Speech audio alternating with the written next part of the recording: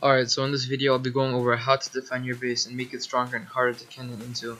I'll be dividing the video into two parts, the first part talking about the base and the second part talking about the walls. Let's get right into it. Alright, so the way I'll be doing it is basically, I'll show you what I'm talking about first of all. So this base, alright, I'll show you defense by defense. So for instance, if I talk about the slab, I would talk about it, how to make it, and also why it's so significant and why it will make your base more protected. Alright, so like I said, for part 1 we'll be talking about the actual base and the inside of it, the interior of it, what defenses you can add to make it harder to penetrate. And so as you can hear, I already have something set up. Pretend that this area right here, it's a grinder, like an iron golem grinder. And over here, this one chest over here, it's like a chest area, storage area where you can store your things. And up top, of course, this is the roof. As you can see, it has slabs, water, obsidian, water, and I'll talk about why I added these things. So first of all, over here for these slabs, the obsidian, slab, obsidian, water, and all that, why it's there is, well, first of all, if somebody were to use a roof buster to go to your base through the roof, without going through the walls, like, so they basically skip all of them and cannon right over here to bust through your roof. Why are these important? How would they help defend your base? Well, first of all, it's a lot harder to stack sands and TNT on slabs. So just having the slabs there, it would make it a lot harder to properly stack it. And also with obsidian, they're both a different size of blocks, so it would just make it a lot harder to stack the sands on top of the TNT. And the reason you need to stack sand with it is because there's water. Of course, water just makes it harder to get into because it would make having sand mandatory on you. So you would have to include water whenever you're building your base, which is why I'll have everything covered in water, because that would make it so you have to actually use a sand stack to get into the base. And then as you see above that, I have an obsidian layer or obsidian roof, and then I have water. And this is also just another precaution that you could make. It just makes roof busting a lot harder, because progressively roof busting gets a lot harder the more walls you have to go through. So by having like 3 walls to go through or 3 roofs to go through, it just makes it a lot harder, and at one point it makes it impossible nearly, because it just gets progressively harder, and with 3 layers it'll be like almost impossible. You have to be there for a good 1 hour, maybe 30 minutes, just trying to get through all 3 of them.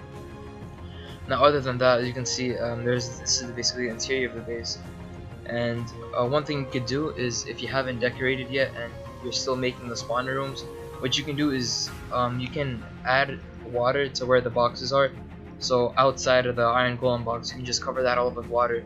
And what this does is, let's say if you're worried that you're gonna have an insider and they'll just TP a bunch of enemies into your base and they'll CEG everything. By placing water, it'll make it harder to CEG, or it'll make it impossible, because you need sand along to go with it. And if it's all water, you can't really get sands first of all inside a base if you're not in the base. Like, if you're not part of the faction, you can't build in there, so you wouldn't be able to CEG it unless you go inside of it. So that's one precaution that you could take to make mining the spawners or going up the spawners and getting into the spawner area a lot harder. Now other than that, for the chests, now it's pretty obvious. A lot of people already know about this. One precaution that you could take that I think everybody does is just to place water above the chest. Now this doesn't make it 100% unreapable, unraidable, but it does help out. It makes it a lot harder, and people have to use CEGs to get through each chest. Just by looking at these are pretty self-explanatory on how to build them. For this, it's a slab, and then obsidian, slab, obsidian, slab, obsidian, slab, obsidian, and then just top roll up with water, which I'm gonna remove probably because it's just flooding everything. But you guys get the idea. And then for the obby roofs, it's just a straight line of obby, and then all topped off with water. Alright, so now we're done with the base and how to defend it and what to add. I actually forgot to mention one thing, which is you should have water at the bottom of your base, because it prevents reverse cannons. And what reverse cannons are is basically, if the bottom of your base it's not watered off, they can cannon through that by stacking sands and blowing up TNT, and they'll basically spit through your base by going through the bottom, which obviously people don't think about, and it can happen to your base if it's not watered. So you'll need to place water all under your base. Bucket it, having buckets all over there, it'll prevent them being able to reverse the cannon into your base. Reverse cannon is also very deadly because they can potentially split through your whole base that way. Like just go in through the middle and go all the way back out through the top. Now that I'm done with that, I'm done with part 1, I'll be going on to part 2, which is basically talking about the walls. Now as you can see, all these bunch of walls, and there's multiple different types of walls, and that's the first thing that I will talk about, is you should have different types of defenses, because one, it makes it harder and they'll need to set up different cannons to get through it. Like for slabs, you'll need to set up a slab buster to get through these. And there's filter walls, there's torch walls, normal cobblestone walls, and there's also sand walls. Having a diverse collection of walls makes it a lot harder to cannon into, because you need to make multiple different types of cannons and use different strategies to actually get through your base. So now first of all, to start it all off, and also one more thing, you can have these arranged in different orders. Like the way I do it is, first I'd have probably the filter walls, first I'd have the torch walls, filter walls, slab walls, and then sand walls. Now the reason for this is because these walls are hard to make. You need to manually place the torches, you need to manually place this obsidian, manually place the slabs over here, and for these you need to manually place the sand, of course. Now these cobblestone walls, they're really easy to get through, they're really easy to generate too, because you just need water and lava. So I'd place them first by how hard they are to make, so in that case, these walls will probably be first because they're the hardest to make. And by making them first, they can stay small instead of having to make them big, because they'll only be needed around your base and not over a bunch of walls either. Alright, so now that that's out of the way, I'll be talking about the walls and what's so significant about them. So first of all, we have these sand walls. Now the reason they're so good is, one, they're really easy to make, and also they're a lot harder to bust through. For one reason, let's say you were to go through for this part of the base, which is where the spawners are at. Pretend this is a cannon. You blow through one spot, it comes back down. So you'd need to just keep on firing, get all this out of the way, and then you would actually be able to get into the base. That's after firing like 20 shots, you can get into the base. And of course, the more sand you have, the better it is. And sand walls are obviously better than cobblestone walls, because cobblestone walls, you just bust one hole and bam, it's there, it will stay there. This is why I prefer using sand walls, because you actually need to shoot multiple times just to get through it, and then if you don't have a promisable or formidable sand cannon, then it will just make it harder, because you won't confirm a shot every time. So you'll need to keep on continuously shooting and hoping that it actually busts through. And preferably I'd have these at sky limit if you have the time to do them. If you don't, just make them like a bit higher than your base, like preferably 20 bucks or 10 bucks higher. These are also very simple to make. All you do is, of course, you just make a layer, and preferably make the layer thick too, because if it's not thick, they can just bust through over here, and then it'll all fall down to make it it won't make it as formidable. All you have to do is just make the obby platform and then just stack sand above it. Alright, now that that's done, I'll be going on to the cobblestone walls and why they're significant. After these walls, they're not really significant, but it's better than having no protection at all. They take one hit to get through if you have a sand cannon. A sand stacker will only take one shot, but still these are the easiest to make, because you can gen them and you can mass generate them, which makes it a lot easier. So you can make like 20 walls at once, and it'll just make it a lot harder to get through. It'll make your base stronger. There's no significance really for these, they're just normal blocks, but they're just generatable. So instead of having to manually place them, you can just generate them. And of course, put water in between them so they have to sand stack. Because without sand stacking, TNT cannoning is really easy. You can just make a huge cannon, and it'll make it really easy to bust through all these walls.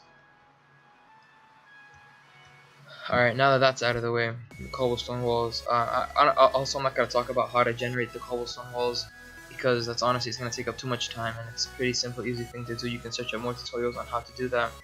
I'll be going on straight over to the slab walls. Now, why these slab walls are so significant is because it's a lot harder to cannon these for a couple of reasons.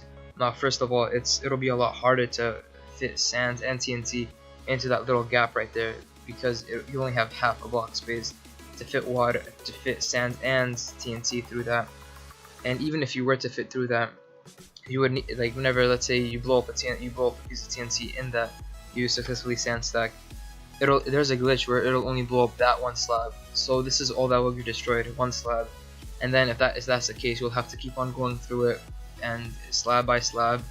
If you're not able to get those slabs, it'll of course be more time consuming. It'll take up more time. And like that is if you're able to perfectly stack the sands and the TNT in them each time, which I highly doubt, because it gets harder and harder progressively as you keep on going. And also of course have these covered with water, because then that again it will make them have to sand stack instead of just shooting normal TNT. Alright, now next is these obsidian filter walls. Now these are also very hard to make, one because they cost a lot, because you'll need to make them out of obsidian, and also you'll need to manually place them. Now what they do is basically they filter out the sands and TNT. Basically they just make it a lot harder to stack, because as you can see it's not 100%, it's not all walls. There's like 2 space gaps in between them, so it won't always guarantee a wall. And let's say you line it up with this piece of obsidian right there, you'll have to reline it up for this one, and then you get through that one, you'll have to line it up for this one, and so on. It just gets a lot harder because you'll have to reposition your cannon and you have to shoot from different angles. But like I said, I prefer these at the beginning of the base along with the slab walls and sand walls, because these are just more time consuming and they're harder to make. And honestly, it's just better if you have them closer to your base, because they'll be easier to repair and they'll give you more time to react to if somebody's raiding you. Alright, now for the last defense I have here, these are torch walls. It's basically just a normal cobblestone wall, but it has torches. Now you guys might be wondering, why I add torches, what's so significant about them, how do they help? Well, the reason they help out is, well, I'll demonstrate why they're so helpful. Alright, now I'm just gonna place one sand block over here, a torch block, and I'll show you. Now look, if you drop sands, it breaks instantly. Look, you see they just keep on continuously breaking. It's basically, you can't break it unless you actually break the torch block. So now why is this so important?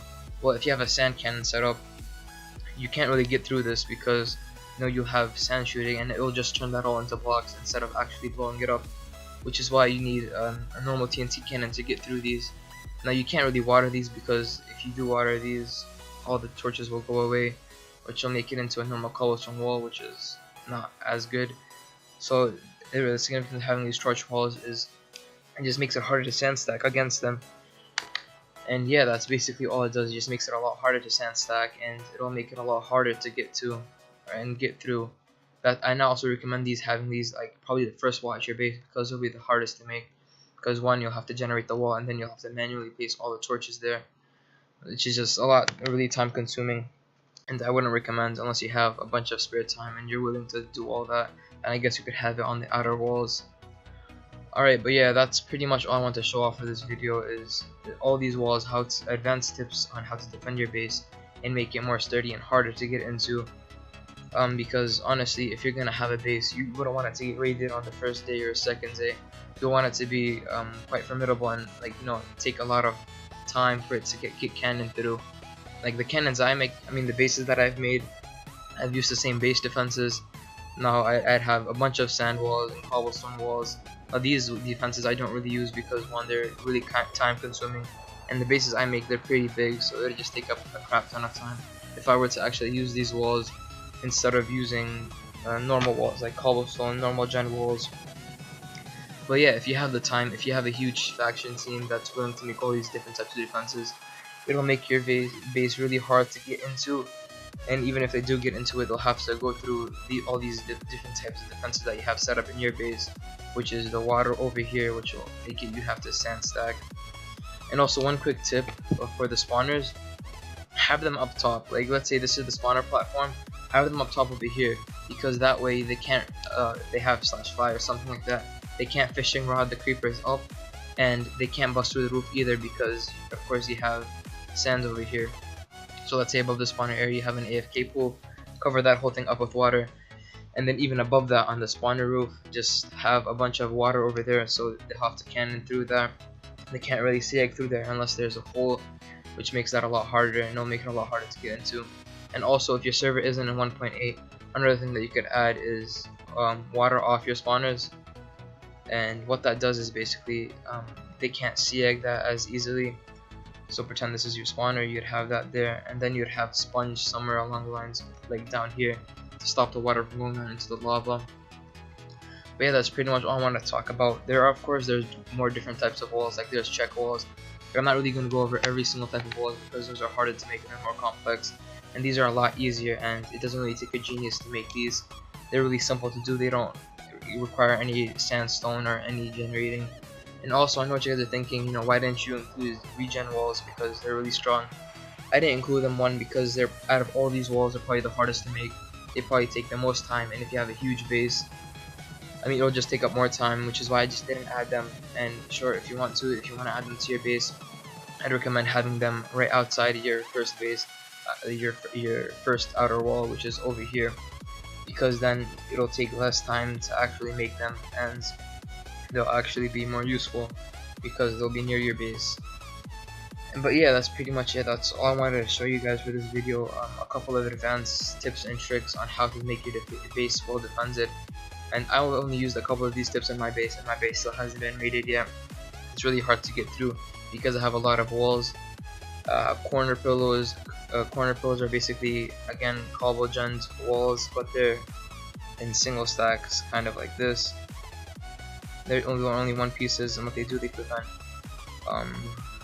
cornering into your base.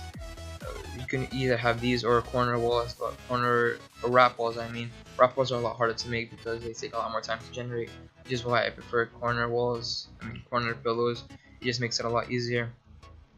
But yeah, that's pretty much it. I hope this video helped you out a lot. I hope this makes your base a lot more defended and sturdy, and hopefully makes it unraidable to a certain extent. Like these walls, they'll take more time to get into. But yeah, if this video helped you out in any shape, way, or form, please subscribe and leave down a video, because I'll definitely be having more informative tutorials like these to make you a better factions player, and it'll, you know, just make you a better player overall. That's pretty much it for this video. If this video helped you out in any way, if it, you know, made you a better faction player, which hopefully it did, because I showed off a lot of different defenses that you can use for your base. Hopefully it made it more sturdy and made it harder to raid.